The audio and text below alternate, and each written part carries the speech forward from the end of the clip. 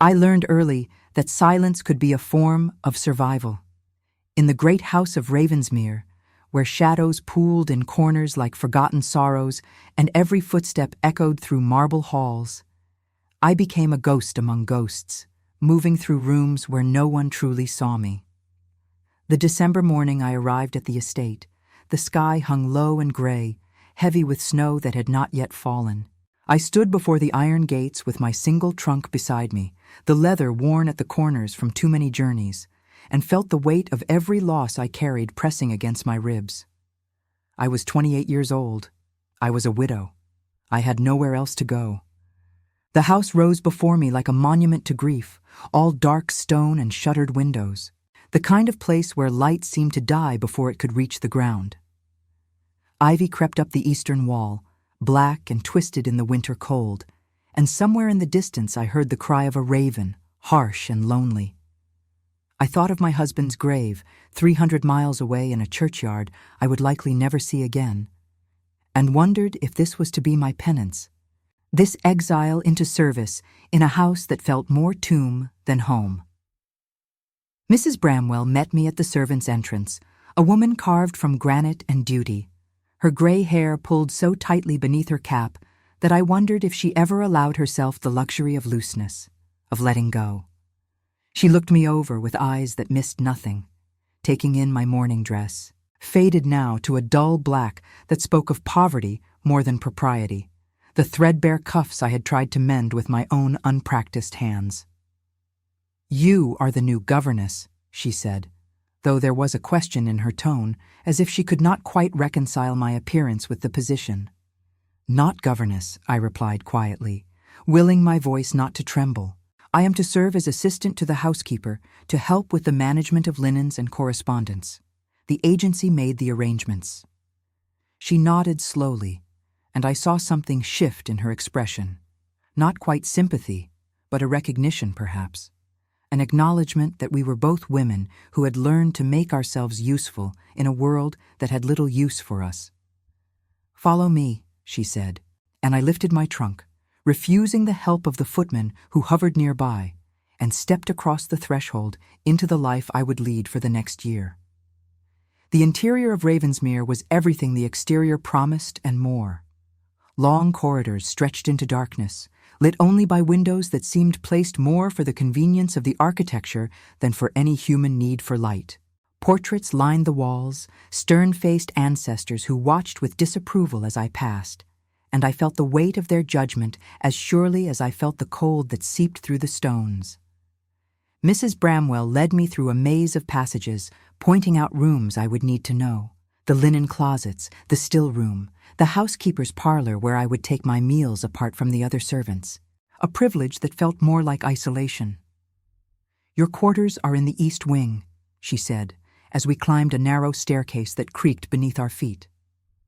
"You will share the corridor with Miss Hartley, the lady's maid, though her grace is currently in London and not expected to return until spring. The Duke keeps mostly to himself. You will see him rarely, if at all." I wanted to ask about him then, about the man whose house this was, but something in Mrs. Bramwell's tone warned me against curiosity. Instead, I simply nodded and followed her to a small room tucked beneath the eaves, sparse but clean, with a narrow bed, a washstand, and a window that looked out over the winter gardens. It was more than I had hoped for. It was enough. That night I lay awake listening to the house settle around me, the groans and whispers of old wood and older secrets. I thought of Thomas, my husband, and the fever that had taken him so suddenly that I had barely had time to understand I was losing him before he was gone. I thought of the debts he had left behind, the creditors who had stripped our small home of everything of value, the humiliation of standing in the street while strangers walked away with our furniture, our books, the small treasures of our life together. I thought of the choices I had made and the choices that had been made for me, and I wondered if there would ever come a day when I did not feel this hollow ache, this sense that I was living a half-life, going through motions that no longer held meaning. Sleep came eventually, thin and restless, And when I woke the next morning to the sound of bells ringing somewhere in the house, I rose and dressed and went down to begin my new duties, grateful at least for the mercy of occupation, for work that would keep my hands busy and my mind too tired to wander into dangerous territory. The weeks that followed fell into a rhythm that was almost soothing in its predictability. I learned the routines of the house, the hierarchy of the servants, the unspoken rules that governed every interaction. I inventoried linens and wrote letters for Mrs. Bramwell, whose hands had grown too stiff with age to hold a pen comfortably.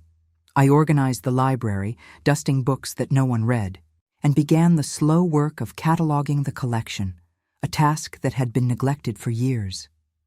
The work was quiet, solitary, and I was grateful for it. I saw the Duke only once in those first weeks, a glimpse through a doorway as he crossed the entrance hall. He was tall, broad-shouldered, dressed entirely in black, his dark hair touched with silver at the temples. He moved with the kind of authority that needed no announcement, and even from a distance I could sense the coldness that emanated from him, a chill that had nothing to do with the winter air. The servants spoke of him in hushed tones when they spoke of him at all. He was a hard man, they said, a fair employer but distant, unreachable, locked away in whatever private hell he had made for himself after the tragedy. What tragedy? I had asked Mrs. Bramwell one evening as we sat together in her parlor, but she had only shaken her head. "It is not our place to speak of such things," she said, though her eyes held a sadness that suggested she knew more than she would say. "The past is the past, Mrs. Ashford. We serve the present, and we do not ask questions." But I was curious despite myself, and in the quiet hours when my work was done, I began to explore the house more thoroughly, venturing into rooms that seemed long abandoned. It was in one of these explorations that I found the music room, tucked away in the west wing where the family apartments were kept closed and shuttered. The door had been left unlocked, whether by accident or design I could not say, and I stepped inside feeling like an intruder, half expecting to be caught and dismissed. The room was beautiful, or had been once. Dust lay thick on every surface, and the furniture was covered with holland cloths that had yellowed with age.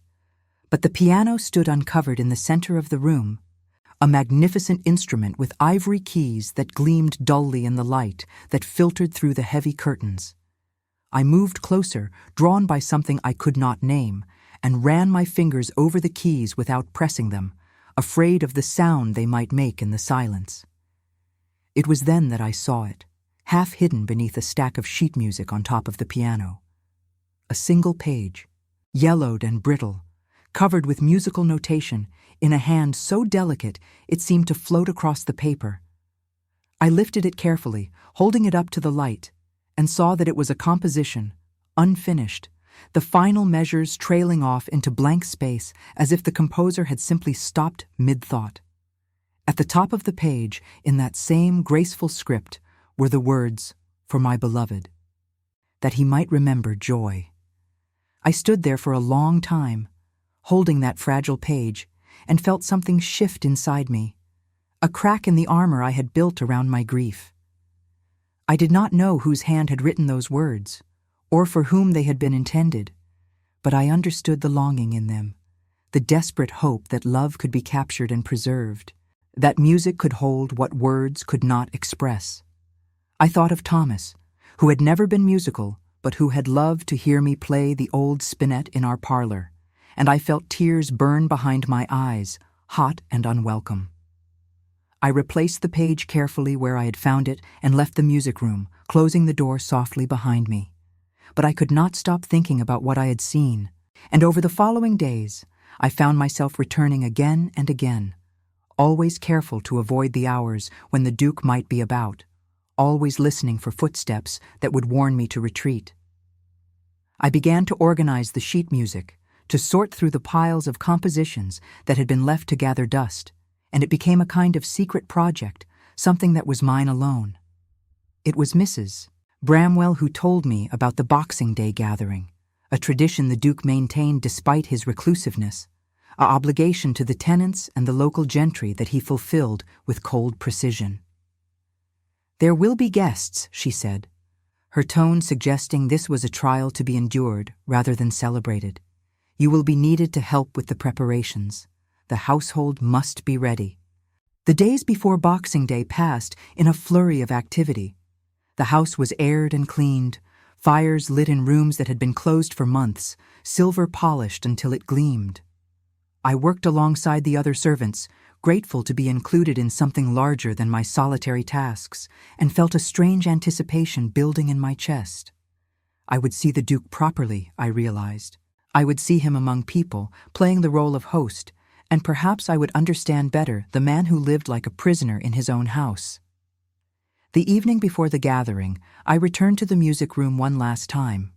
I had found something in my searching, tucked away in a drawer of the piano bench, and I had spent the past week working on it in the privacy of my room, using skills I had not employed since my own days of relative comfort, when I had time for such things. The partitura had been damaged, torn, and water-stained, but the composition was intact, and I had carefully restored it, copying the notes onto fresh paper in as close an approximation of the original hand as I could manage. I did not know why I was doing this.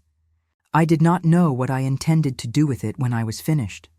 But something in those words, "for my beloved, that he might remember joy," had touched a place in me I thought had died with Thomas, and I found myself driven by a need I could not explain, a sense that this mattered in ways I was only beginning to understand. I wrapped the restored partitura in brown paper and tied it with a simple ribbon, nothing elaborate, nothing that would draw attention. It was a foolish impulse, perhaps, to think of giving such a thing to the Duke, a man I barely knew, a man who by all accounts wanted nothing from anyone. But I thought of the music room, abandoned and silent, and I thought of that unfinished composition, and I wondered if perhaps there was something worth saving in the ruins of whatever had been lost. The morning of Boxing Day dawned cold and bright, the sun harsh against the snow that had finally fallen in the night. I dressed carefully in my best black dress, the one I had saved for occasions when I needed to appear presentable, and pinned my hair in a simple style that would not call attention to itself.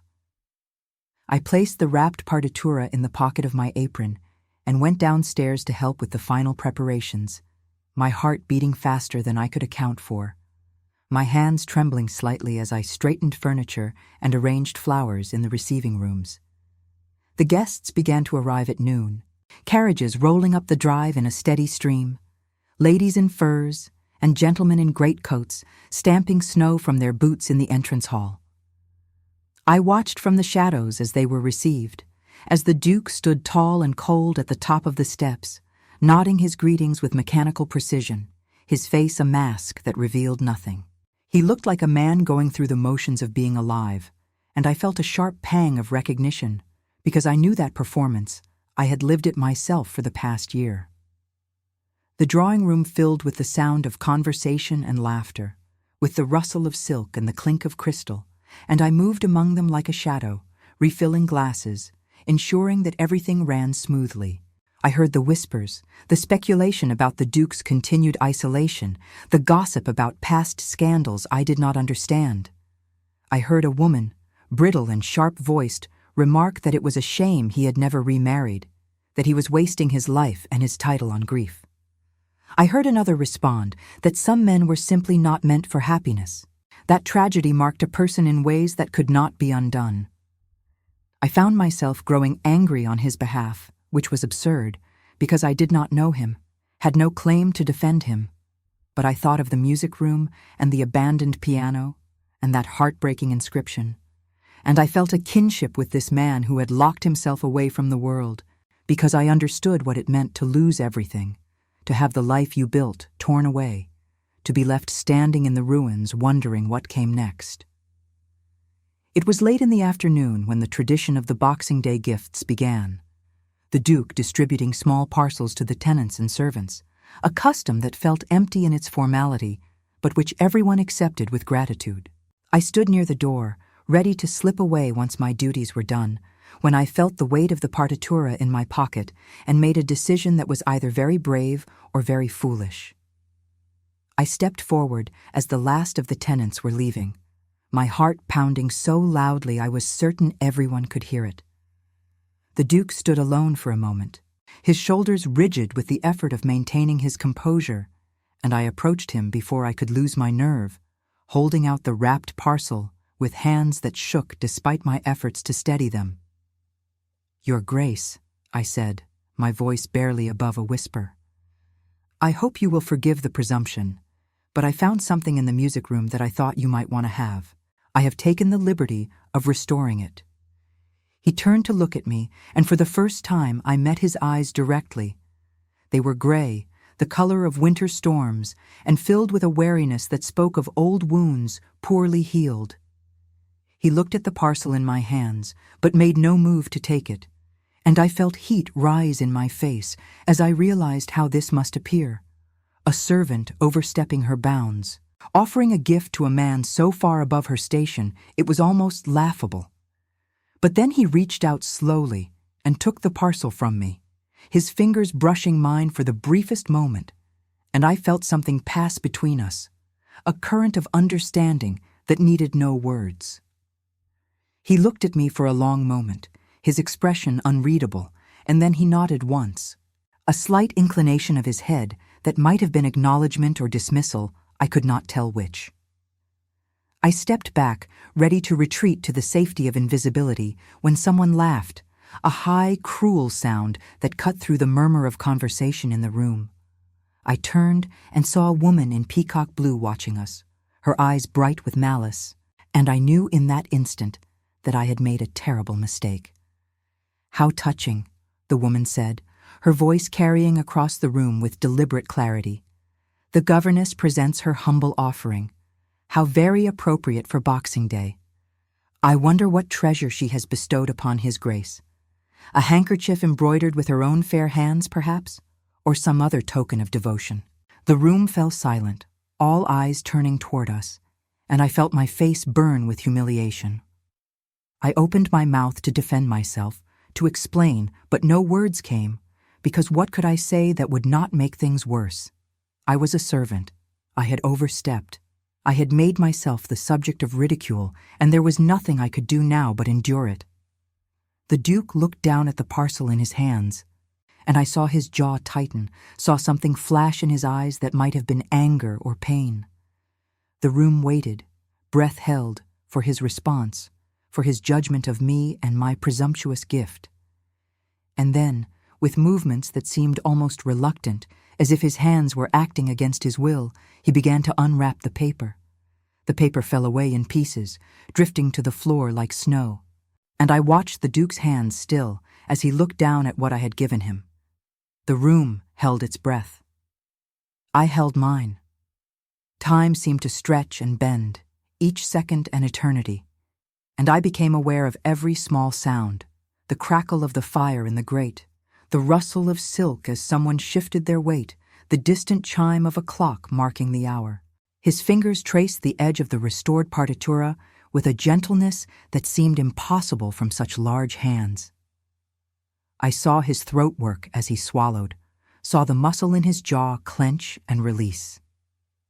He was reading the inscription at the top of the page, those words I had copied so carefully for my beloved that he might remember joy, and I watched as something broke open inside him, some dam that had held back years of carefully controlled grief. The Duke made a sound, low and raw, barely human, and his knees buckled. He went down hard, right there in the center of the drawing room with all of society watching, his body folding in on itself as if he had been struck a physical blow. The partitura clutched against his chest like a lifeline, like the only thing keeping him tethered to the earth, and I heard him gasp, a terrible wounded noise that seemed torn from somewhere deep inside. The woman in peacock blue stopped laughing. The entire room stood frozen in shock, no one moving, no one breathing, as the Duke of Ravensmere knelt on the floor of his own drawing room and wept.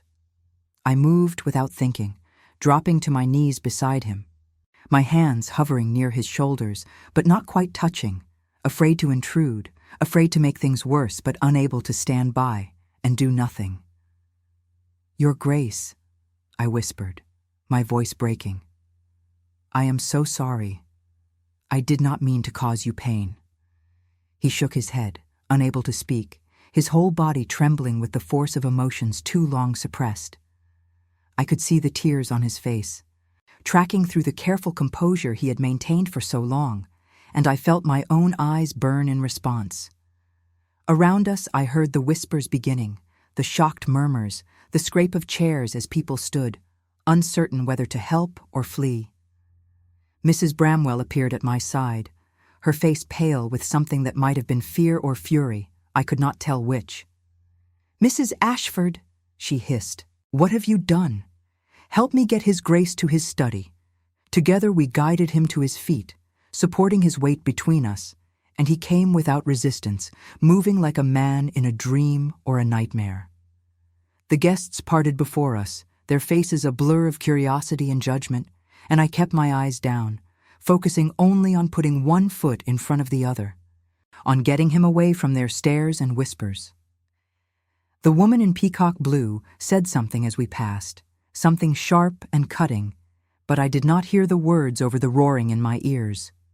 We took him to his study, a room I had never entered, all dark wood and leather and the lingering scent of tobacco. Mrs. Bramwell closed the door firmly behind us, shutting out the world, and I helped the Duke into a chair near the fire. He still held the partitura, his knuckles white where he gripped it, and I could see him struggling to regain control, to rebuild the walls that had just come crashing down. "Brandy," Mrs. Bramwell said, her voice clipped and efficient. She poured a generous measure and pressed it into his hand, and he drank it in one swallow, coughing slightly as the liquor burned its way down. She turned to me then, her eyes hard. "You will go to your room and remain there until I send for you. Do not speak to anyone. Do not explain yourself. Do you understand?" I nodded, unable to find my voice, and moved toward the door. But before I could reach it, the Duke spoke, his voice rough and raw but commanding nonetheless. "Stay, Mrs." Bramwell looked between us, her expression unreadable. "Your Grace," she began, but he cut her off with a gesture. "Leave us," he said. "Please. I would speak with Mrs. Ashford alone." She hesitated, clearly torn between propriety and obedience, but in the end, duty won out. "As you wish, Your Grace," she said stiffly, and left the room, closing the door with a soft click that seemed very loud in the silence. I stood frozen near the fireplace, my hands clasped so tightly before me that my fingers ached. The Duke remained seated, staring down at the partitura in his lap, and for a long moment neither of us spoke. I watched the firelight play across his face, highlighting the lines that grief had carved there, the silver at his temples, the weight of years lived in shadow. "Where did you find this?" he said finally, and it was not the question I expected. His voice was steadier now, though I could still hear the tremor beneath the words. "In the music room," I replied quietly. "I have been organizing the library, and I thought to catalog the sheet music as well. It was tucked away in the piano bench, damaged by water and time. I took the liberty of restoring it. I did not know it would cause you such distress. I thought only that it should not be lost." He looked up at me then, really looked at me, and I felt stripped bare beneath his gaze, as if he could see through all my carefully maintained defenses to the wounded creature beneath. "Do you know what this is?" he asked. "Do you know whose hand wrote these notes?" I shook my head. "No, Your Grace." There was no name, only the inscription. I assumed it was something precious, something that mattered to someone. I did not mean to presume. He laughed, a bitter sound that held no joy. "My wife wrote this," he said. "Catherine. She was composing it the week before she died. A riding accident, they called it. Though it was no accident that her horse bolted, that she was thrown. It was my fault." We had argued that morning, about something so trivial I cannot even remember what it was now. She rode out angry, and she never came home. The words fell between us like stones, heavy with a guilt I understood too well. I thought of Thomas, of our last morning together when I had been short with him over burned toast, had sent him to work without the kiss I usually gave him. Such small things, such ordinary moments, until they became the last moments, and then they grew into mountains of regret. "I am sorry," I said, and the words felt hopelessly inadequate. I know what it is to lose someone, to carry the weight of all the things left unsaid. He looked at me sharply. "Your husband," he said, and it was not a question. "Mrs. Bramwell mentioned you were widowed." "How long?" "A year and 3 months," I replied. "Fever took him in less than a week. By the time I understood he was truly dying, he was already beyond reach. I never got to tell him how sorry I was, how much I loved him, how much I regretted every harsh word, every moment of impatience. I never got to say goodbye."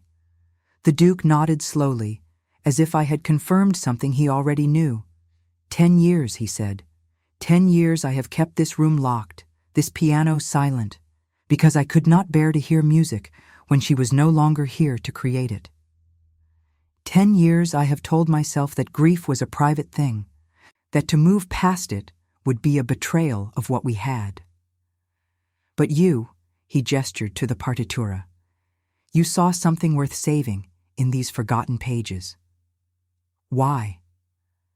I struggled to find the words, to explain something I barely understood myself.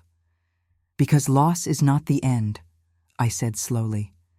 "Because what we loved does not die just because the person is gone.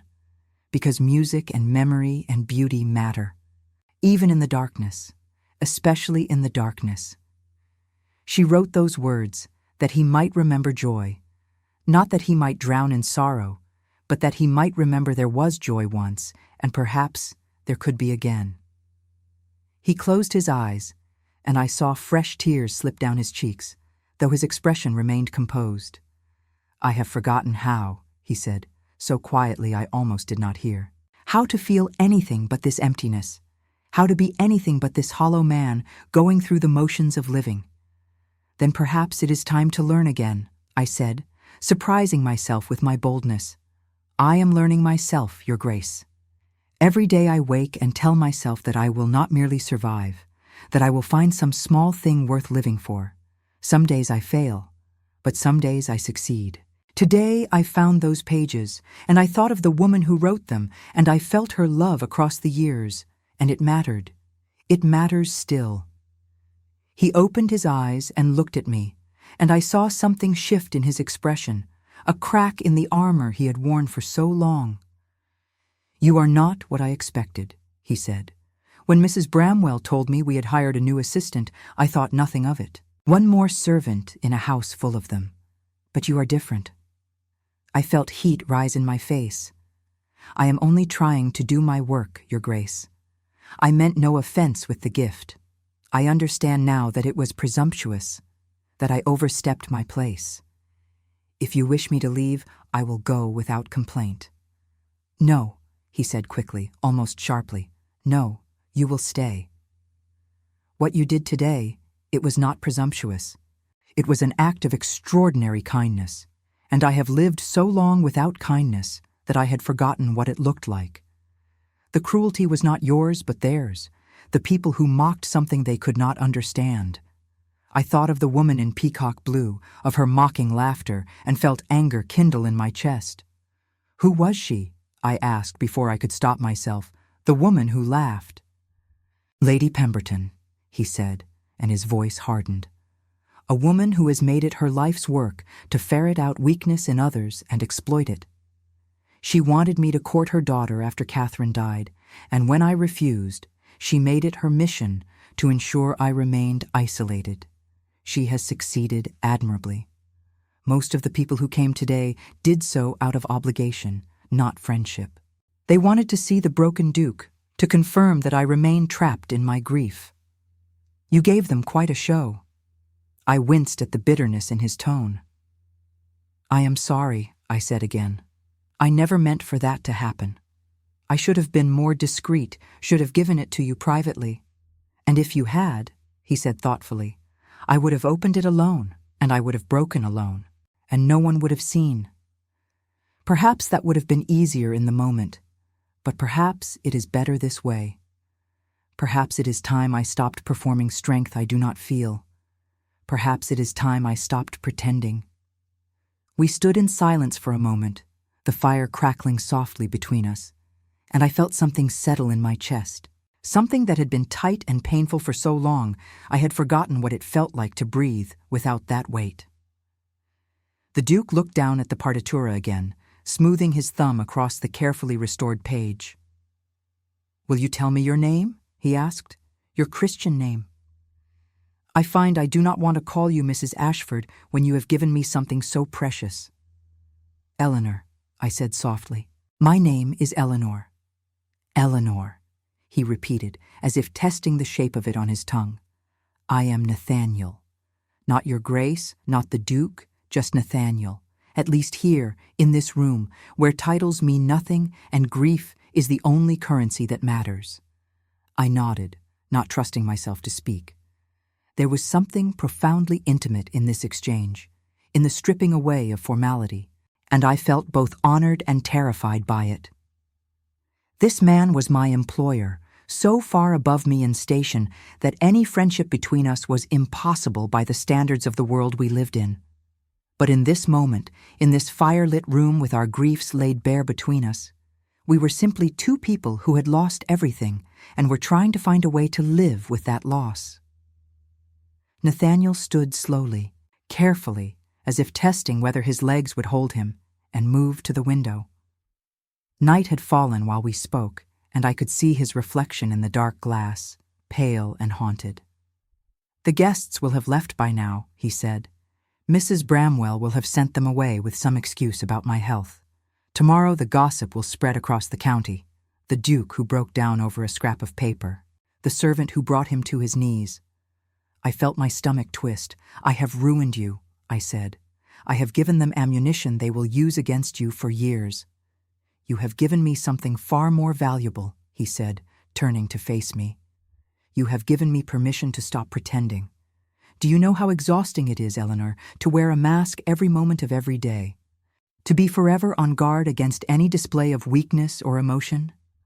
I have been so tired, so endlessly tired. And today, for the first time in 10 years, I let myself feel something real, something true. Yes, it was painful. Yes, it was public. But it was also necessary." He crossed the room to stand before me, still holding the partitura with careful hands. "I do not know what comes next," he said. "I do not know how to move forward from here. But I know I want to try. Will you help me?"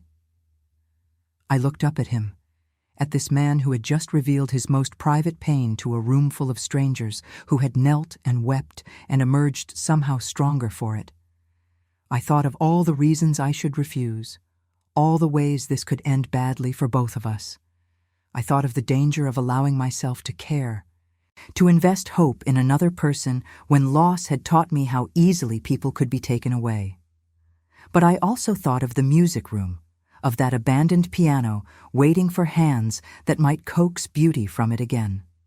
I thought of the words Catherine had written, that he might remember joy, and I understood that she had not meant only him. She had meant all of us, all the broken people stumbling through the dark, trying to find our way back to something that mattered. "Yes," I said, "I will help you, if you will help me in return, because I think perhaps we can only learn to live again if we learn together." He smiled then, small and tentative but real, the first genuine smile I had seen from him. "Then we have an accord," he said. "Tomorrow I will face whatever consequences come from today's display.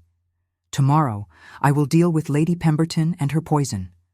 But tonight, just for tonight, I would like to sit in the music room and remember what it felt like to hear Catherine play. Would you sit with me, Eleanor? Would you bear witness to my grief so that I do not have to carry it alone?" I nodded.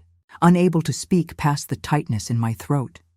He offered me his arm, a gesture so unexpected and courtly that I hesitated before taking it, and together we walked through the darkened house to the west wing, to the room where dust lay thick and memories thicker still. He lit the lamps while I opened the curtains to let in the moonlight, and then he sat at the piano and placed Catherine's composition on the music stand. "I do not know if I can play it," he said. "It has been so long." "Then do not try," I replied gently. "Just sit with it. Let it be enough to know it exists, that it has been saved, that her love endures in these notes even though she is gone." He nodded and placed his hands on the keys, not pressing them but simply resting there, his head bowed, his shoulders curved inward. I sat in a chair near the window and watched him grieve, this proud man brought low by love and loss, and I felt my own grief rise up to meet his, two rivers of sorrow flowing together into something larger than either of us could carry alone. We stayed there until the fire burned low and the moon set beyond the trees, not speaking, not needing to speak. And when at last we rose to leave, when he carefully folded the partitura and tucked it inside his coat, close to his heart, I knew that something fundamental had shifted between us. We had become allies in sorrow, companions in the terrible journey back toward life, and whatever came next, we would face it together. The house was silent as we parted in the corridor, him to his chambers and me to mine, but as I climbed the stairs to my small room beneath the eaves, I felt something I had not felt in more than a year. I felt hope. Fragile and uncertain, yes, but hope nonetheless. And as I lay in my narrow bed and listened to the wind whistle through the eaves, I allowed myself to wonder if perhaps Catherine had been right, if perhaps there was a way to remember joy even in the midst of grief, if perhaps broken things could be made whole again, even if they would never be quite the same as they had been before. I fell asleep thinking of music and moonlight and the weight of Nathaniel's grief, and I dreamed of spring, of flowers pushing up through frozen ground, of life insisting on itself despite the cold. And when I woke the next morning to the gray light of winter, I found myself eager to face whatever the day might bring, because for the first time in so long, I had a reason to care what happened next. The gossip arrived before breakfast, carried on the wings of scandal that always flew faster than truth. I heard it from the maids whispering in the corridor, from the footmen exchanging knowing glances, from Mrs. Bramwell's tight-lipped silence as she set my morning tasks. The Duke of Ravensmere had broken down in public over a gift from a servant. The Duke of Ravensmere had wept like a child before the entire county. The Duke of Ravensmere had allowed a common widow to witness his shame. I kept my head down and my hands busy, inventorying linens in the still room where no one would disturb me, but I could not escape the weight of what I had done. I had meant to give him something beautiful, a connection to the love he had lost, and instead I had exposed him to ridicule, had stripped away the armor he had worn for a decade. The kindness I had intended had become a weapon in the hands of people like Lady Pemberton, and I hated myself for not foreseeing it, for being so naive as to think that good intentions could protect against cruelty. Mrs. Bramwell found me there near midday, her expression grave. "His Grace wishes to speak with you," she said. "In the library. Immediately." I followed her through the house with my heart hammering against my ribs, certain that this was the end, that he had reconsidered in the cold light of morning and realized that keeping me on was impossible. I had made him vulnerable. I had damaged his reputation. Of course, he would send me away. It was the sensible thing to do, the only thing to do. But when I entered the library, Nathaniel was not alone. A man I did not recognize stood beside him, younger, handsome in a careless way, dressed in clothes that spoke of London and money and a life lived far from the somber halls of Ravensmere. He turned as I entered and looked me over with frank curiosity, his eyebrows rising slightly. "So this is the infamous Mrs. Ashford," he said, his tone amused. "I must say, Nathaniel, you have excellent taste in revolutionaries. She does not look at all like the sort to topple dukes." Nathaniel shot him a quelling look. "Eleanor, this is my cousin, Lord Edmund Hartwell. He arrived this morning from London, drawn no doubt by the scent of scandal like a carrion bird to a battlefield." "I prefer to think of myself as a concerned family member," Edmund said, unperturbed. "And besides, someone needed to assess the damage." The news reached London before dawn. "You are quite the sensation, Mrs. Ashford. They are calling you everything from a scheming seductress to an angel of mercy, depending on who is telling the story." I felt my face burn. "I am neither," I said quietly. "I am simply someone who made a terrible mistake in judgment. Your Grace, I understand if you wish me to leave. I will go quietly, without complaint." Nathaniel moved around the desk to face me directly. "You will do no such thing," he said firmly. "You are not leaving, Eleanor. Not because of this, not because of anything those vultures choose to say. Edmund is here because I asked him to come, to help me navigate the social consequences of my actions. Not yours, mine. I am the one who chose to open that gift in public. I am the one who fell apart. You bear no responsibility for my grief."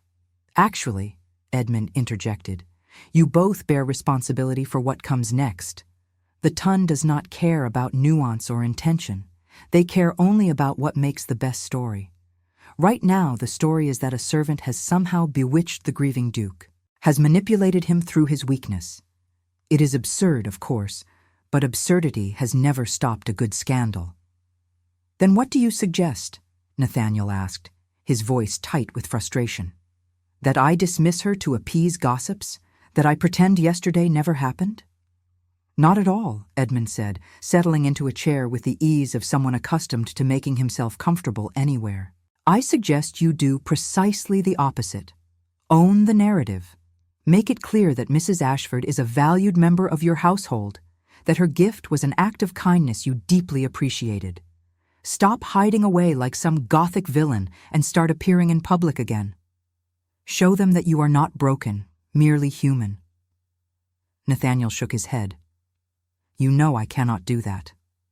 I cannot simply walk into society and pretend 10 years have not passed, that nothing has changed." "Then do not pretend," Edmund replied. "Be exactly who you are, a man who loved and lost and is learning to live again. Let Mrs. Ashford be part of that story, not as a scandal, but as a symbol of healing. The county needs to see that you have not been destroyed by this, that you are capable of moving forward." I listened to this exchange with growing unease. "You are speaking of me as if I am a prop in some theatrical production," I said. "I am a person, Lord Hartwell, not a symbol. I have no desire to be paraded before society to serve some narrative." Edmund looked at me with new interest. "Good," he said. "Spirit is essential. If you are going to survive this, Mrs. Ashford, you will need to stop thinking of yourself as a servant and start thinking of yourself as a player in a much larger game. The rules may seem arbitrary, but they are the rules nonetheless, and those who refuse to play are always the ones who lose." "I do not wish to play at all," I said sharply. "I wish only to do my work and be left in peace. I did not ask for this attention, did not seek it, do not want it." "Neither did I," Nathaniel said quietly. And when I looked at him, I saw the weariness in his eyes, the cost of years spent in isolation. "But Edmund is right, Eleanor. We cannot simply wish this away. The world will not let us retreat into comfortable obscurity, not now. We must decide how to face what comes next." "And what exactly is coming?" I asked, though I feared I already knew the answer. Edmund stood and moved to the window, looking out over the snow-covered grounds. "Lady Pemberton is gathering her forces," he said. "She has made it known that she considers your influence over the Duke to be dangerous, that you are taking advantage of his vulnerable state for your own advancement. She is suggesting that Nathaniel is not of sound mind, that perhaps steps should be taken to protect him from himself. It is not yet an open campaign, but it will be if she is not checked." I felt the blood drain from my face. She cannot do that. She has no authority over His grace. She has influence, Edmund replied, and influence can be more powerful than authority. If enough people begin to question Nathaniel's judgment, if enough voices suggest that he is being manipulated, it could cause real damage. Not legally, perhaps, but socially. And social death can be as effective as any other kind. So, what are you proposing? I asked, though my voice came out smaller than I intended. Nathaniel crossed to stand beside me, close enough that I could feel the warmth of him, the solid presence that somehow made everything seem less overwhelming. I am proposing that we stop letting others define us, he said. I want to reopen the music room, Eleanor. I want to host a small gathering, intimate and carefully curated, where I play Catherine's composition. I want to show them that what you gave me was not a weapon, but a gift, that it brought me back to something I had lost, and I want you there, as my guest, not as a servant. I stared at him. That is madness. It will only fuel the gossip, make everything worse. Or it will change the narrative entirely, Edmund said. If Nathaniel presents you as someone worthy of respect, if he makes it clear that he values your presence and your perspective, then Lady Pemberton's poison loses its power. The ton follows strength, Mrs. Ashford. Right now you appear weak because you are hiding. Stand beside him openly, and they will have to reconsider their assumptions. I cannot, I whispered. I am not equipped for this. I am a widow with no family, no connections, no resources. I would be torn apart within minutes. Not if I'm standing with you, Nathaniel said. And there was something in his voice that made me look up, that made me see past my fear to the determination in his eyes. I failed Catherine by not being there when she needed me. I will not fail you the same way. If you are willing to trust me, if you are willing to take this risk, I will ensure that you are protected. Why would you do this? I asked. Why would you put yourself through this ordeal for someone you barely know? Because you saw me, he said simply. When everyone else saw only the title, the wealth, the power, you saw the man beneath, the one drowning in grief. You reached out your hand and pulled me back from the edge. Let me return the favor. I wanted to refuse. Every instinct I possessed told me to run, to leave this place before I became more entangled in something I could not control. But I looked at Nathaniel, at this man who had lost everything and was somehow finding the courage to try again, and I could not turn away. I had spent a year hiding from life, burying myself in work and duty to avoid the pain of living. Perhaps it was time to stop hiding. Perhaps it was time to fight. Very well, I said, and heard my voice steady despite the terror coursing through me. I will attend your gathering, but I will need a dress, and I will need to know how to conduct myself. I have not moved in such circles for a very long time. Edmund smiled, a satisfied expression that made me think of a cat with cream. Leave that to me, he said. I have a sister in London who is roughly your size and an excess of gowns. She will be delighted to contribute to such a romantic cause. This is not romantic, I said quickly. This is strategic. There is a difference. Of course, Edmund replied, but the amusement in his eyes suggested he did not believe me for a moment. The days that followed were a blur of preparation and anxiety. Edmund took charge of the arrangements with the efficiency of a general marshalling troops, sending letters, calling in favors, carefully selecting the guest list to ensure a balance of curiosity and goodwill. A dress arrived from London, midnight blue silk that fit as if it had been made for me, elegant without being ostentatious, appropriate for a woman of limited means but impeccable taste. I tried it on in the privacy of my room and barely recognized the woman who looked back at me from the mirror, pale and serious, and far more refined than the broken creature who had arrived at Ravensmere 3 months ago. Nathaniel spent his days in the music room, practicing Catherine's composition, coaxing music from the piano that had been silent for so long. I heard him sometimes when I passed the door, heard the hesitations and false starts, the gradual smoothing of rough passages into something beautiful. He did not invite me to listen, and I did not intrude, understanding that this was something he needed to do alone, a private reconciliation with the past.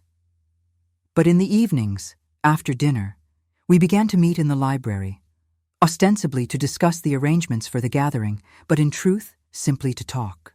We spoke of everything and nothing, of books we had read and places we had been, of memories both painful and sweet.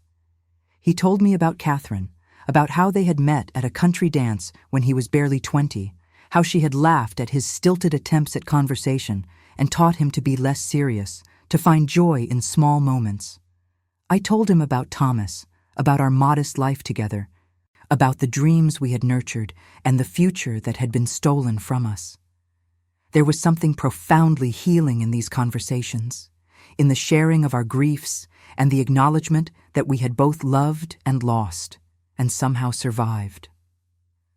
I found myself looking forward to those evening hours, to the warmth of the fire and the comfort of his presence, to the way he listened as if my words mattered, as if I mattered. It was dangerous, I knew, to allow myself to feel anything beyond gratitude and respect. He was a duke, and I was a servant, and the gulf between us was unbridgeable. But in those quiet moments, with the rest of the house asleep and only the two of us awake, it was easy to forget the barriers that separated us. Easy to imagine that perhaps we could be simply two people who understood each other's pain. Edmund noticed, of course. He watched us with those sharp eyes and said nothing, but I caught him smiling sometimes, a knowing expression that made me profoundly uncomfortable. I tried to maintain proper distance, to remember my place, but Nathaniel made it difficult. He had begun to ask my opinion on matters beyond household management, to treat me as an equal rather than a subordinate. He lent me books from his private collection and discussed them with me as if I were a fellow scholar. He asked about my life before Thomas, about my family, about the person I had been before grief had reshaped me. And slowly, carefully, I began to tell him. I spoke of my father, a country curate who had died when I was 15, leaving my mother and me with almost nothing. I spoke of the small school where I had taught briefly before meeting Thomas, of the children I had loved and lost when circumstances forced me to leave. I spoke of dreams deferred and hopes abandoned, of the gradual narrowing of possibilities that came with poverty and loss. And as I spoke, I saw understanding in his eyes, a recognition that we were not so different after all, that privilege and title had not protected him from pain any more than my lack of them had protected me. The night before the gathering, I could not sleep. I paced my small room, alternating between determination and terror, imagining 1,000 ways the evening could go wrong. What if I said something foolish? What if I used the wrong fork or laughed at the wrong moment? What if Lady Pemberton attended and publicly humiliated me? I had no weapons with which to defend myself, no armor against her cruelty. A soft knock at my door made me start. I opened it to find Nathaniel in the corridor, still dressed, his hair disheveled, as if he had been running his hands through it. I could not sleep either, he said. May I come in? I hesitated, aware of the impropriety, but something in his expression moved me. I stepped aside and let him enter, closing the door softly behind him. He moved to the window and stood looking out at the moonlit snow, his shoulders tense with some emotion I could not name. I am afraid, he said finally. I have not been truly afraid in years. Not since Catherine died, and I realized there was nothing left that could hurt me worse than I had already been hurt. But I am afraid now. Afraid that I will fail tomorrow, that I will make things worse for you, that my attempt to protect you will only expose you to more pain. I crossed the room to stand beside him, drawn by the vulnerability in his voice. You do not have to do this, I said gently. We could simply let it pass, let the gossip die down on its own. He shook his head. No. Edmund is right. Running only gives them power. We must face this together, or they will destroy us both. Then we will face it, I said, with more confidence than I felt. We will walk into that room tomorrow night, and we will show them that we are not ashamed, that we have done nothing wrong, and whatever happens after, we will deal with it. He turned to look at me then, and in the moonlight his face was softened, younger, less worn by grief. "You are stronger than you know, Eleanor," he said, "stronger than I was, perhaps. You have survived losses that would have broken most people, and yet you remain kind, remain capable of caring about others. I envy that strength." "I am not strong," I protested. "I am terrified most of the time. I wake every morning wondering if this will be the day I finally fall apart." "But you do not fall apart," he said. "You keep going. That is strength, Eleanor. Not the absence of fear, but the refusal to let fear win." We stood in silence for a moment, close enough that I could feel the warmth of his body, could hear the steady rhythm of his breathing. There was something building between us, some current of feeling that went beyond friendship or shared grief, and I knew I should step away, should maintain the distance that propriety demanded. But I found I could not move, found I did not want to. Nathaniel reached out slowly and took my hand, his fingers warm and solid around mine. "Thank you," he said, "for the gift, for your courage, for being here, in this moment, when I need someone to stand with me. I do not deserve your kindness, but I am grateful for it nonetheless." "You deserve far more than you think," I replied, and felt my voice break slightly. "You deserve to be happy, Nathaniel. You deserve to remember joy." He lifted my hand to his lips and kissed my knuckles gently, a gesture so unexpected and tender that it stole my breath. "Then I will try to remember," he said, "for Catherine, for you, for myself." He left soon after, slipping back into the darkened corridor like a shadow, and I stood alone in my room with my hand pressed to my chest, feeling my heart race beneath my palm. I knew then, with absolute certainty, that I was falling in love with him. It was foolish and impossible, and would lead only to heartbreak, but I could not seem to help myself. He had awakened something in me that I thought had died with Thomas, some capacity for hope and longing that I had buried beneath grief and duty. I climbed into bed and pulled the covers close, trying to calm my racing thoughts. Tomorrow would come whether I was ready or not. Tomorrow I would face the judgment of society, would stand beside Nathaniel and claim my place, however temporary, in his world.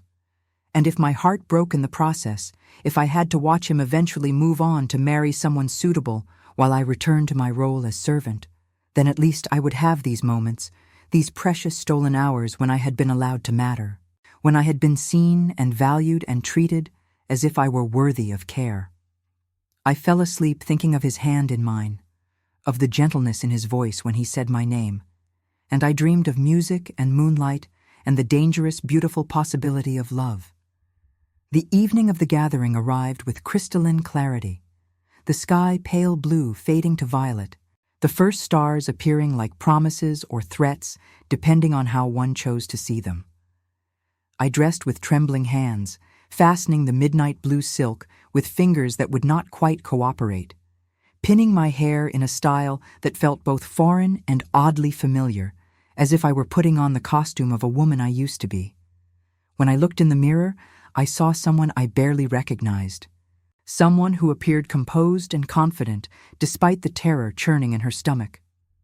Edmund came to escort me downstairs, resplendent in his evening clothes, his manner easy and encouraging. "You look absolutely appropriate," he said, which I understood to be high praise from someone who moved in circles where appropriateness was everything. "Remember, you are here as the Duke's guest, not as his servant. Hold your head high, speak only when spoken to, unless you feel moved to contribute, and do not, under any circumstances, apologize for existing." "I am not sure I know how to do that," I admitted. "Not apologizing, I mean. It has become something of a habit." "Then tonight you will break the habit," he replied firmly. "You have done nothing wrong, Eleanor.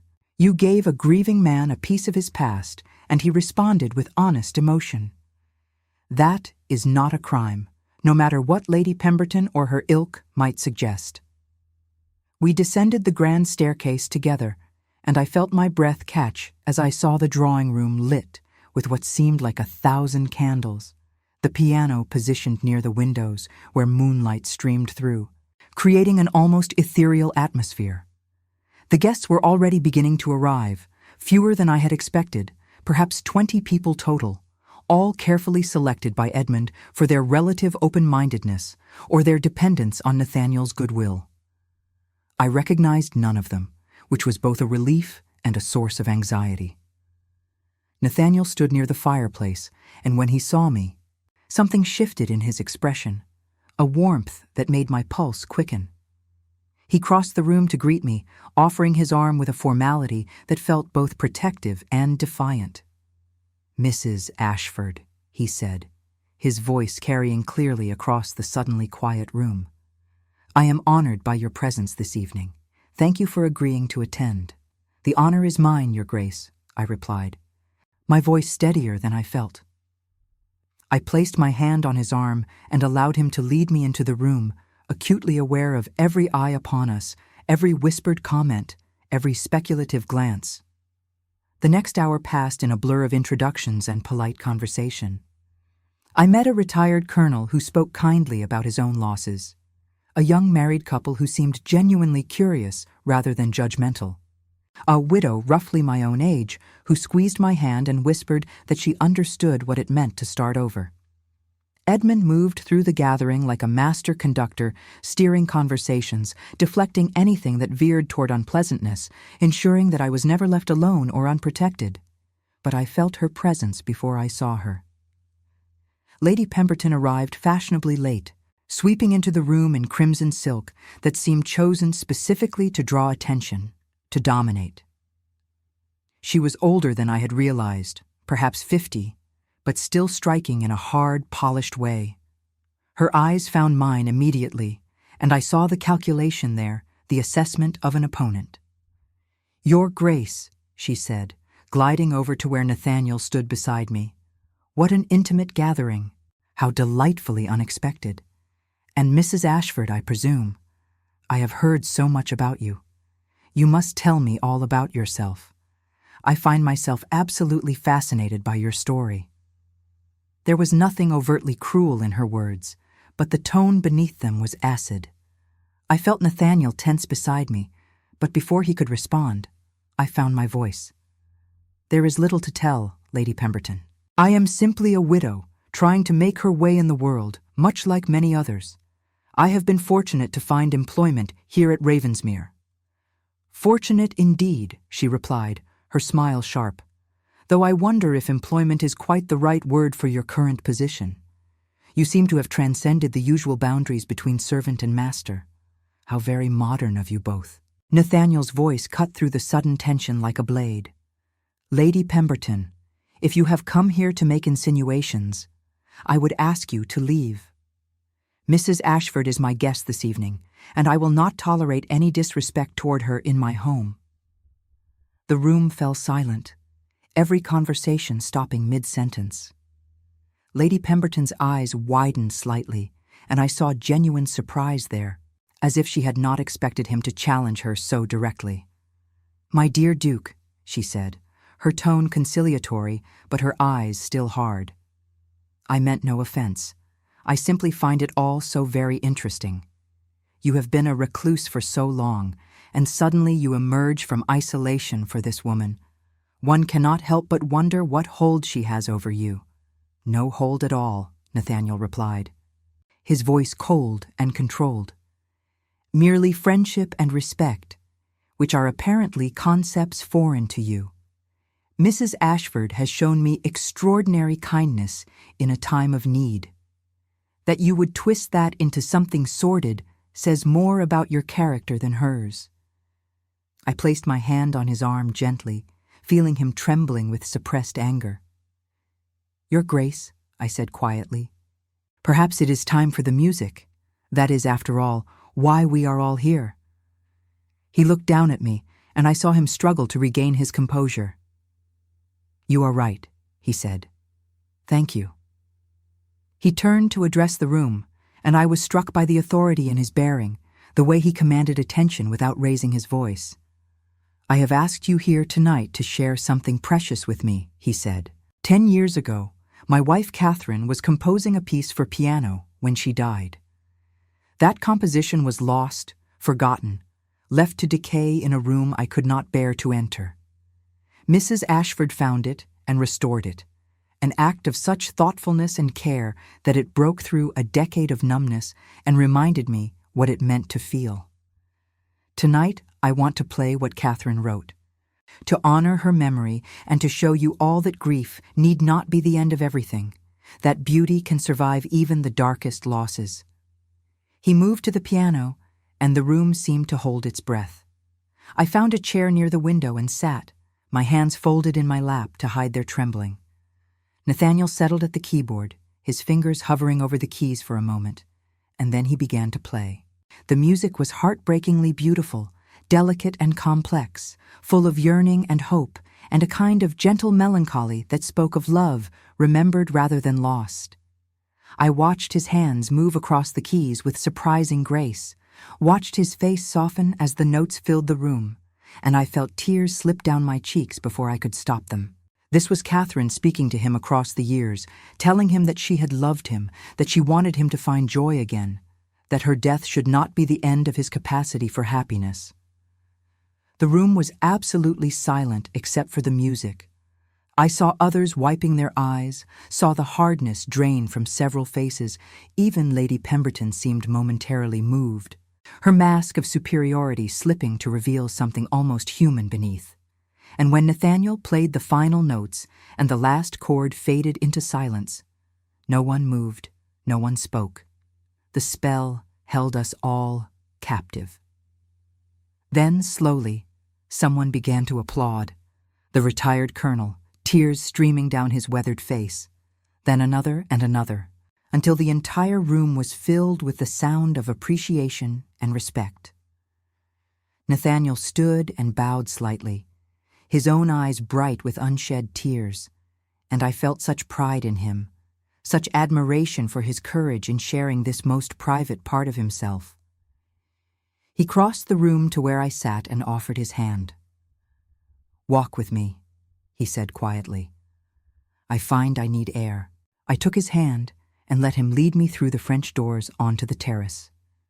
The night air was cold and sharp, stealing my breath, but it felt good after the warmth and emotion of the drawing room.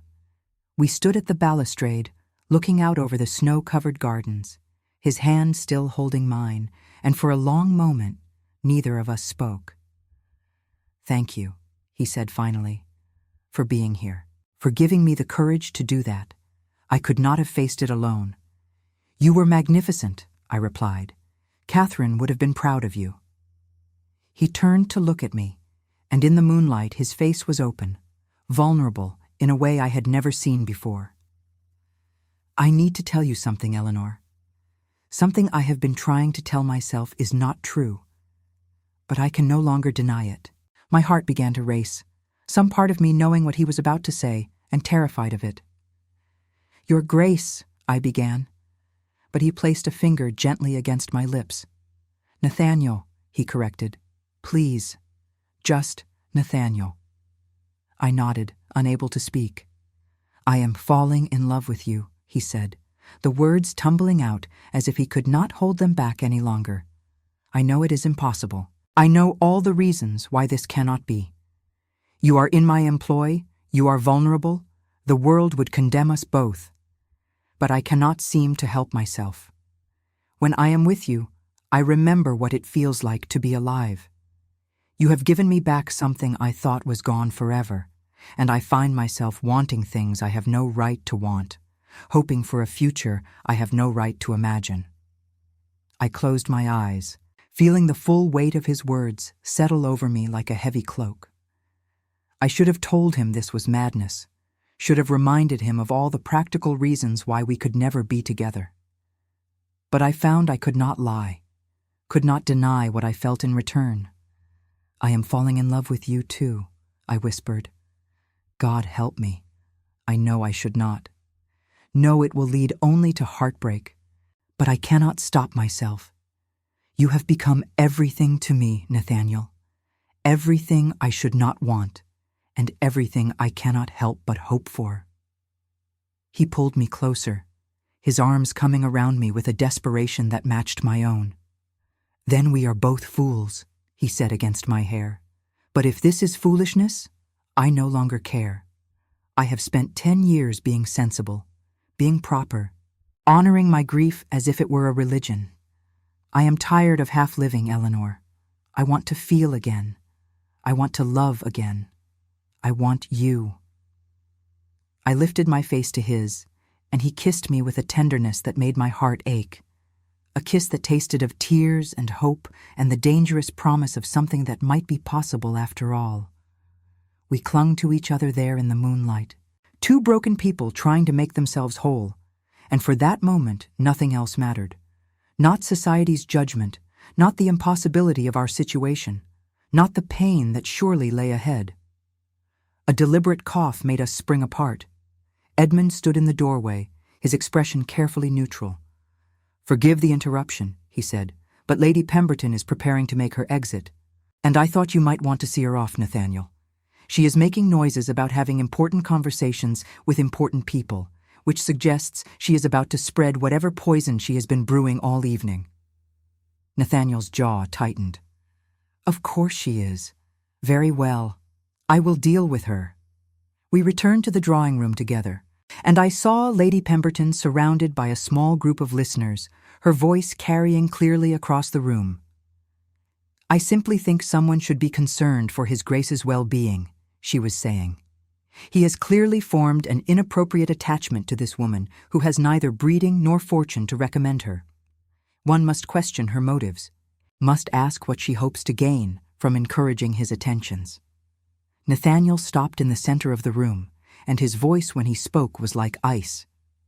"I am standing right here, Lady Pemberton. If you have questions about my well-being or my judgment, I invite you to address them to me directly rather than spreading gossip behind my back." She turned to face him, her composure only slightly ruffled. "Your Grace, I am simply expressing concern. You have been through so much, and this woman has clearly taken advantage of your vulnerable state." "Mrs. Ashford has taken advantage of nothing," Nathaniel replied, his voice hard. "She has shown me kindness when I needed it most, has helped me find my way back to life after years of merely existing. If you find that threatening, if you cannot comprehend that simple decency might exist without ulterior motives, then that is a failure of your imagination, not evidence of any wrongdoing on her part." Lady Pemberton's face flushed an ugly red. "You are making a fool of yourself over a nobody," she hissed. "The entire county is laughing at you. People are saying you have lost your mind, that you need to be protected from yourself." "Then let them say it," Nathaniel replied calmly. "I have spent 10 years caring what people think, hiding away to avoid their judgment and their pity. I am done with that. Mrs. Ashford has my respect and my affection, and anyone who cannot accept that is welcome to leave my home and never return." The room erupted in whispers, shocked gasps, the rustle of silk as people shifted uncomfortably. Lady Pemberton looked around as if searching for support, but found only averted eyes and uncomfortable expressions. She drew herself up with whatever dignity she could muster. "Very well," she said coldly. "I can see where I am not wanted. But mark my words, Your Grace, this will not end well. You are courting scandal and ruin, and you will regret it." "Perhaps," Nathaniel said, "but at least I will be living, not merely existing. Good evening, Lady Pemberton." She swept from the room in a fury of crimson silk, and several other guests hastily made their excuses and followed, unwilling to be associated with what they clearly viewed as a social disaster in the making. But others remained, the retired colonel, the young couple, several others who came forward to shake Nathaniel's hand and offer their support. The widow who had spoken kindly to me earlier approached and took my hand in both of hers. "Pay no attention to that harpy," she said warmly. "I lost my husband 5 years ago, and I know what it means to find reason to hope again. You and the Duke have my blessing, for whatever that is worth. It is worth a great deal," I said, my voice thick with emotion. "Thank you." The gathering broke up soon after. the remaining guests departing with genuine warmth rather than the artificial politeness that had marked their arrival. Edmund coordinated the exodus with his usual efficiency, and soon the three of us stood alone in the drawing room, the candles burning low, the piano standing silent and somehow satisfied, as if it had fulfilled its purpose. "Well," Edmund said, pouring himself a generous measure of brandy, "that could have gone worse. You have officially declared war on Lady Pemberton and her faction, which means the next few weeks will be unpleasant. But you also gained some allies, which is more than I hoped for. The key now is to maintain momentum, to keep showing them that you are united and unashamed." Nathaniel moved to stand beside me, taking my hand openly, defiantly. "We are united," he said, "and I am done with shame. Whatever comes next, we face it together." Edmund raised his glass in a toast. "To courage," he said, "and to the possibility that love might actually triumph over propriety, though I would not wager money on it." We drank to that, to courage and love and impossible hopes, and I felt something settle in my chest, a sense of rightness, despite all the reasons why this was wrong. I loved Nathaniel. He loved me. The world would try to tear us apart, would use every weapon in its considerable arsenal to destroy what we were building. But standing there in that candle-lit room with his hand in mine, I felt strong enough to face whatever came next. Later, after Edmund had retired and the servants had been dismissed, Nathaniel walked me to my room. We stopped outside my door, neither of us quite ready to part, and he cupped my face in his hands with infinite gentleness. "I meant what I said earlier," he told me. "I love you, Eleanor. Not because you saved me, not because I am lonely or vulnerable, but because you are remarkable and brave and kind. Because you see me as I am and do not turn away. Because with you, I can imagine a future that is not merely enduring, but actually living. I love you too," I said, and felt the truth of it resonate through every part of me. "But I am afraid, Nathaniel, afraid of what loving you will cost, afraid that I will lose you as I lost Thomas, afraid that I am not strong enough to weather the storm that is coming." "Then we will be afraid together," he said, "and we will be strong together. I cannot promise that this will be easy, Eleanor. I cannot promise that we will not face hardship and judgment and pain. But I can promise that I will never abandon you, never let you face the cruelty of the world alone. If you will have me, if you will trust me with your heart, I will spend the rest of my life proving that I am worthy of that trust." I rose on my toes and kissed him softly, a promise and a prayer. "Yes," I said. "Yes to all of it. Yes to the risk and the hope and the beautiful, terrifying possibility of us." He kissed me again, deeper this time, with a passion that left me breathless and aching. Then he forced himself to step back, his eyes dark with longing. "Go inside," he said, his voice rough, "before I forget myself entirely and compromise you beyond redemption." I slipped into my room and closed the door, leaning against it as I heard his footsteps retreat down the corridor. My body thrummed with desire and fear in equal measure, and I knew that sleep would be impossible. I moved to the window and looked out at the moonlit grounds, at the snow that glittered like diamonds, at the world that would soon know that the Duke of Ravensmere had given his heart to a widow with nothing to offer but her love. Tomorrow the consequences would begin. Tomorrow Lady Pemberton would marshal her forces and launch her campaign to destroy us. Tomorrow I would have to face the full weight of society's disapproval, the whispers and the stares, and the knowledge that I had crossed a line from which there was no return. But tonight, just for tonight, I allowed myself to be happy. I had found love when I thought that chapter of my life was closed forever. I had found a man who saw me, truly saw me, and loved what he found. Whatever price I had to pay for that love, it would be worth it. Some things were worth fighting for, worth suffering for, worth risking everything to keep. I climbed into bed and pulled the covers close, and for the first time in more than a year, I fell asleep with a smile on my face, dreaming not of loss, but of possibility, not of endings, but of beginnings. The storm broke 3 days after the gathering, not with thunder and lightning, but with whispers and cutting remarks, with invitations rescinded and calls that went unanswered. Lady Pemberton had been busy, that much was clear, and her poison had spread through the county with the efficiency of plague. I heard the rumors from the servants who still had connections in other great houses, heard myself described as everything from a calculating fortune hunter to a woman of loose morals who had seduced a vulnerable man for my own advancement. The cruelty of it took my breath away, the ease with which people who had never met me could construct elaborate narratives about my character and intentions. But what surprised me more than the attacks was Nathaniel's unwavering response to them. He did not hide or retreat back into isolation.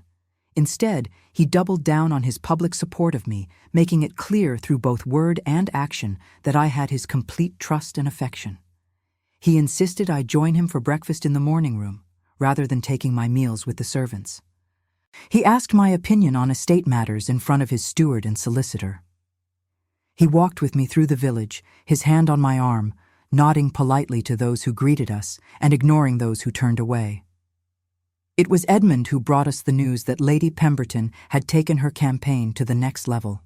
"She has written to the bishop," he said without preamble, striding into the library where Nathaniel and I sat reading. "She is suggesting that Nathaniel is not in his right mind, that he requires spiritual guidance and perhaps intervention. She has also been spreading rumors that you, Eleanor, were somehow responsible for Catherine's death, that you have been manipulating events from the shadows for years." "That is absurd," I said, feeling anger rise hot and sharp in my chest. I was not even in the county when Catherine died. I had never heard of the Duke of Ravensmere until I took this position. "Truth has never been an obstacle to a good scandal," Edmund replied. "The point is not whether the accusations are true, but whether they can be made to seem plausible. And unfortunately, the timing of your arrival and Nathaniel's emergence from grief makes for a compelling narrative if one is inclined to believe the worst." Nathaniel stood and moved to the window, his shoulders rigid with tension. "So, what do you suggest?" he asked. "How do we fight this?" "You cannot fight it directly," Edmund said. "Denials only give the accusations more weight. But there is something you can do that would undermine her entire campaign. You can marry Eleanor." The room fell silent. I felt my heart stop, then restart with a painful lurch. Nathaniel turned from the window, his expression unreadable. "That is impossible," I said quickly. "The scandal would be even worse. A duke marrying his servant? It would be social suicide for him." "Perhaps," Edmund said. "But it would also make you untouchable. As the Duchess of Ravensmere, no one could dismiss you as a scheming servant. Your position would be secure, your reputation protected by Nathaniel's title and standing. Yes, there would be talk, probably for years. But it would be the talk of envy and fascination rather than moral outrage. The Tun loves a romantic story, Eleanor, and a duke elevating a poor widow to his level through the sheer force of his love is exactly the kind of tale that captures imagination." Nathaniel crossed the room to stand before me, taking my hands in his. "Is this what you want?" he asked quietly. "To marry me, despite everything? Despite the gossip and the judgment and the difficult years that will surely follow?" I looked up at him. This man, who had somehow become my entire world, and felt tears prick my eyes. "I want whatever life we can build together," I said. "But I will not let you sacrifice your position and your peace for me. If marrying me would damage you irreparably, then I would rather walk away now, would rather carry the memory of what we had than watch you come to resent me for what it cost you." He pulled me to my feet and into his arms, holding me so tightly I could barely breathe. "The only thing that would damage me irreparably is losing you," he said fiercely. "I have already lost one woman I loved. I will not lose another, not to death, not to scandal, not to my own cowardice. If you will have me, Eleanor, if you will take on the burden of being my wife and facing down the world with me, then I want nothing more than to marry you." I buried my face in his chest and wept, overwhelmed by the magnitude of what he was offering, the life he was willing to build with me despite all the obstacles. "Yes," I whispered. "Yes, I will marry you." Edmund cleared his throat. "Excellent. Now we need to move quickly before Lady Pemberton can do any more damage. I suggest a quiet ceremony, family and close friends only, followed by a honeymoon abroad. Let the gossip burn itself out while you are away, and return in the spring when everyone has moved on to the next scandal." Nathaniel looked down at me, his eyes searching my face. "Does that suit you?" he asked. "A quiet wedding. Nothing grand or elaborate." "I do not need grand," I replied. "I only need you." The next 2 weeks passed in a blur of preparation and anxiety. Nathaniel secured a special license, arranged for the ceremony to take place in the private chapel at Ravensmere, invited only Edmund and a handful of loyal staff to witness our vows. I had no family to invite, no one to stand beside me except Mrs. Bramwell, who had softened toward me once she understood the depth of Nathaniel's feelings. She helped me choose a simple cream-colored dress from the wardrobes of Nathaniel's late mother, altered it to fit my smaller frame, and on the morning of the wedding, she brushed out my hair and pinned it with small white flowers from the hothouse. "You look beautiful," she said gruffly, her eyes suspiciously bright. "His Grace is a fortunate man. I hope you will be happy together." "Thank you," I said, squeezing her hand. "For everything. For your kindness. For not judging me." She shook her head. "I judged you plenty at first," she admitted. "Thought you were trouble. Thought you would hurt him. But I was wrong. You have given him back his life, Mrs. Ashford. That is worth more than any amount of propriety."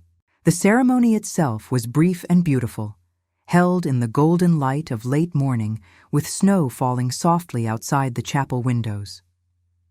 I walked down the short aisle alone, no father to give me away, no family to bear witness, but I did not feel alone. Nathaniel waited for me at the altar, tall and handsome in his dark coat, his eyes bright with emotion as I approached. When I reached him, he took my hand and held it as if it were the most precious thing in the world. The vicar performed the service with quiet dignity, speaking of love and commitment and the sacred bond of marriage. I barely heard the words, too focused on Nathaniel's face, on the way he looked at me as if I were his salvation and his joy. When it came time for the vows, his voice was steady and sure. "I, Nathaniel Arthur Pemberton, take thee, Eleanor Rose Ashford, to be my wedded wife, to have and to hold from this day forward, for better for worse, for richer for poorer, in sickness and in health, to love and to cherish, till death us do part." My own voice trembled as I repeated the words, promising myself to this man who had become my anchor and my hope. And then we were exchanging rings. Simple gold bands that felt like chains binding us together. And the vicar was pronouncing us man and wife, and Nathaniel was kissing me with a tenderness that made my knees weak. We signed the register in the vestry, Edmund and Mrs. Bramwell witnessing our signatures, making it official and irrevocable. I was no longer Eleanor Ashford, widow and servant. I was Eleanor, Duchess of Ravensmere, and the reality of it was both exhilarating and terrifying. A modest wedding breakfast followed in the morning room, just the four of us sharing a meal and toasting to our future. Edmund made a speech that was equal parts heartfelt and irreverent, praising our courage and predicting that our marriage would become the stuff of legend. Mrs. Bramwell dabbed at her eyes with her handkerchief and declared that she had not cried this much in 20 years. And Nathaniel held my hand throughout, his thumb tracing circles on my palm, a small gesture of constant affection that made me feel cherished beyond measure. That afternoon we departed for Dover, planning to spend 2 months traveling through France and Italy, far from the gossip and judgment of English society. The journey was long and cold, but I did not mind. I sat beside Nathaniel in the carriage, his arm around my shoulders, and watched the familiar landscape of England give way to unfamiliar countryside. And I felt something inside me loosen. Some tension I had been carrying for so long I had forgotten what it felt like to be without it. "We are really married," I said wonderingly as we crossed into Dover. "I am really your wife." "You sound surprised," he said, amusement coloring his voice. "I am," I admitted.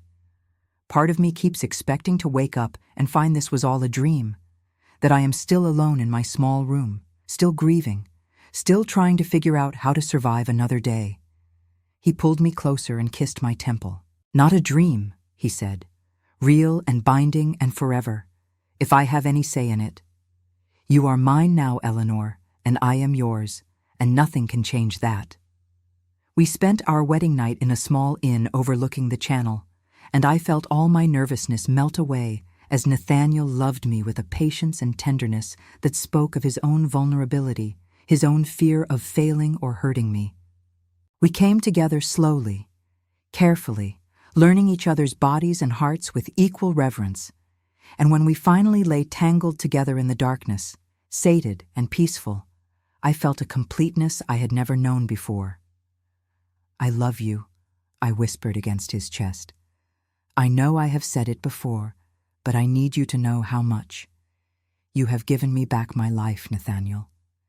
You have made me believe in happiness again, and you have saved mine," he replied, his arms tightening around me. "I was drowning in grief, Eleanor.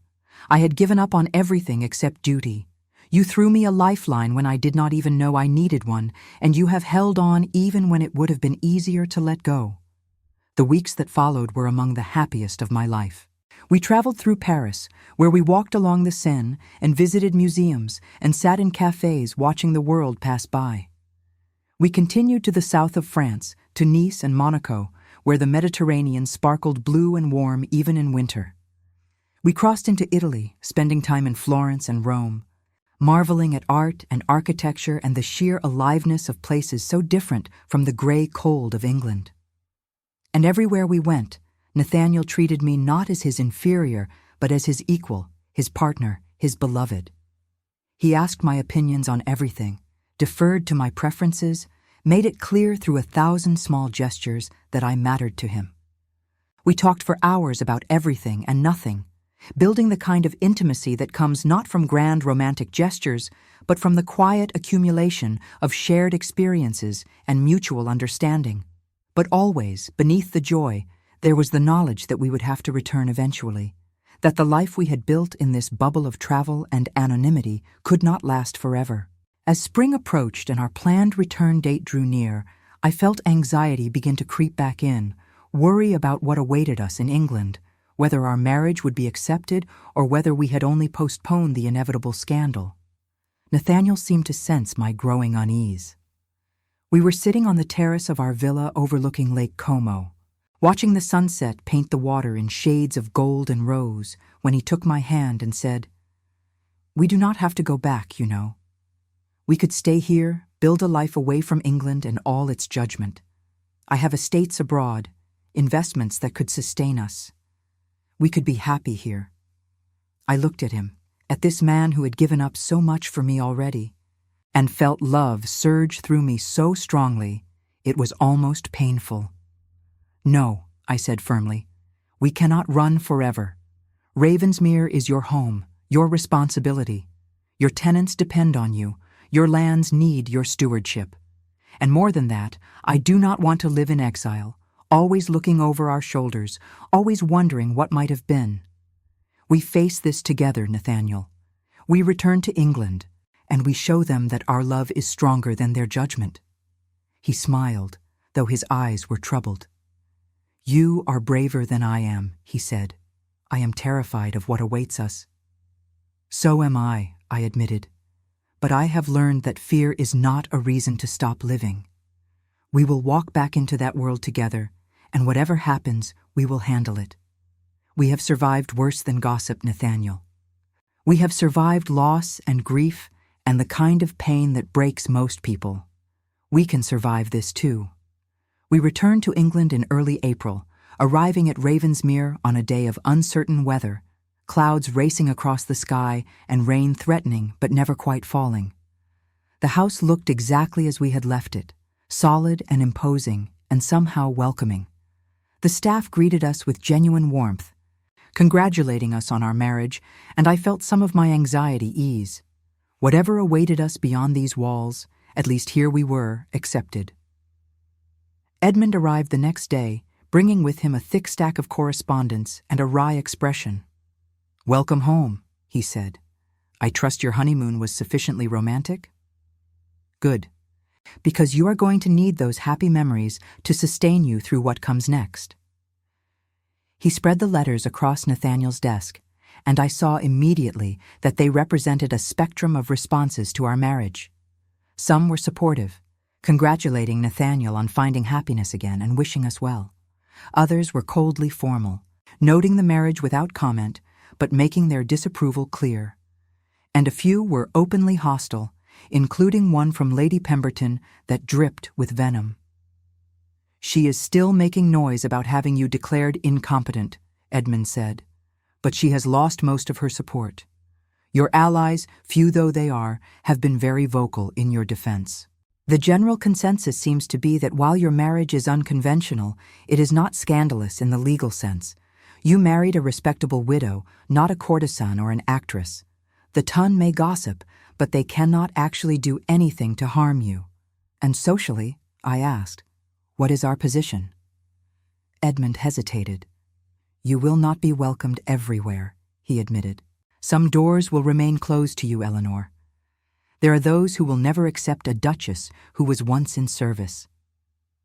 But there are also those who find your story romantic, who admire Nathaniel for following his heart rather than convention. You will have to be strategic about which invitations you accept, which battles you choose to fight. But you can build a life here if you are willing to work for it." I looked at Nathaniel, seeing my own determination reflected in his eyes. "We are willing," I said. "Whatever it takes, we will build that life together." The following weeks proved the truth of Edmund's assessment. We received some invitations, carefully worded but genuine, and we accepted them, appearing together at small gatherings where our presence would cause the least disruption. Some people were openly welcoming, others merely polite, and a few were coldly dismissive. I learned to hold my head high despite the whispers, to smile in the face of subtle insults, to never let them see how much their judgment hurt. But slowly, gradually, we began to carve out a place for ourselves in the social landscape of the county. Nathaniel's position and wealth could not be ignored, and I proved myself capable of managing the household and entertaining with grace and skill. We hosted our own gatherings, inviting those who had shown us kindness and gradually expanding our circle of allies. And as the months passed, the gossip began to die down, replaced by newer scandals and more interesting stories. It was in late summer that Lady Pemberton made her final attempt to destroy us. She appeared at a garden party we were attending, uninvited and unwelcome, and made a scene accusing me of poisoning Nathaniel's mind against his true friends and family. She was slightly drunk, her words slurred and her manner aggressive, and I watched with a mixture of pity and satisfaction as she destroyed herself with her own vitriol. The hostess had her removed, and within days the story had spread across the county. Lady Pemberton had lost all credibility, had revealed herself as vindictive and unbalanced, and suddenly those who had supported her began to distance themselves. I felt no triumph in her downfall, only a weary relief that the battle was finally over. Nathaniel held me that night as I wept, not for Lady Pemberton, but for everything we had endured to reach this point, all the pain and fear and struggle. "It is over," he murmured against my hair. "We have won, Eleanor. We can finally just live." And we did. We settled into a rhythm that was both ordinary and extraordinary, finding joy in small moments and quiet days. We worked together to improve the estate, to care for the tenants, to build something meaningful beyond our own happiness. We opened the music room permanently, and Nathaniel played often, sometimes Catherine's composition, sometimes other pieces, filling the house with beauty and sound. We talked about the future, about children perhaps, about growing old together, about all the years stretching ahead of us. One afternoon in early autumn, I found myself standing in the doorway of the music room, watching Nathaniel play. The light slanted through the windows, turning everything golden, and I was struck by how far we had both come from the broken people we had been a year before. He looked up and saw me watching, and his fingers stilled on the keys. "Come here," he said, patting the piano bench beside him. I crossed the room and sat, and he took my hand and placed it on the keys beside his.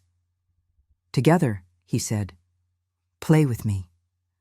"I do not remember how," I protested. "It has been so long." "Then I will teach you," he said. "We have all the time in the world, Eleanor. We have the rest of our lives." He guided my fingers through the opening measures of a simple piece, his hands covering mine, his breath warm against my ear. And as we played, tentative and imperfect but together, I felt something settle deep in my chest, a sense of homecoming that had nothing to do with place and everything to do with the man beside me. This is joy, I thought. This is what Catherine meant when she wrote those words. Not the absence of sorrow or pain, but the ability to find beauty and meaning despite them. Not forgetting the past, but learning to live fully in the present. Not escaping grief, but transforming it into something that could coexist with happiness. I leaned my head against Nathaniel's shoulder, and we played until the light faded and the room grew dark around us. And when we finally rose and walked hand in hand through the house that was now truly our home, I felt grateful beyond measure for the strange and winding path that had brought us together. I had learned that love could survive loss, that broken hearts could heal, that second chances were possible even when they seemed impossible. I had learned that I was stronger than I knew, braver than I believed, worthy of love even when I felt I had nothing to offer. And I had learned that sometimes the greatest acts of courage are the smallest ones. The decision to open a door, to offer a gift, to reach out a hand to someone drowning in their own grief. Years later, when people asked me how I became the Duchess of Ravensmere, I would tell them the truth. I gave a man a gift, I would say, and he gave me back my life. It was as simple and as complicated as that.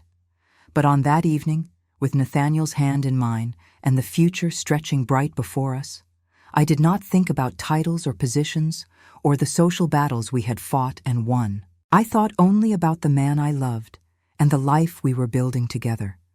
One day at a time, one small joy at a time, one shared moment of grace at a time.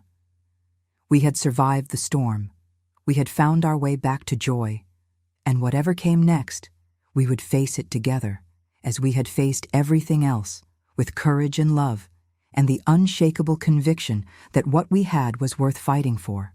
That night, as I lay in Nathaniel's arms in the bed we now shared, in the room that had once been his alone but was now ours together, I whispered a prayer of gratitude to whatever force in the universe had brought us together. I thanked Thomas for the years we had shared and the love that had taught me what I was capable of feeling. I thanked Catherine for the gift of that composition, for loving Nathaniel enough to want him to find joy again. And I thanked the mysterious workings of fate that had brought me to Ravensmere, to this man, to this life I had never dared to imagine. "We are going to be happy," I said softly, and it was both a statement and a promise. "We already are," Nathaniel replied, pulling me closer. "This, right here, right now. This is happiness, Eleanor. Everything else is just details." And as I drifted off to sleep, warm and safe and loved beyond measure, I knew he was right. We had found what mattered most, each other.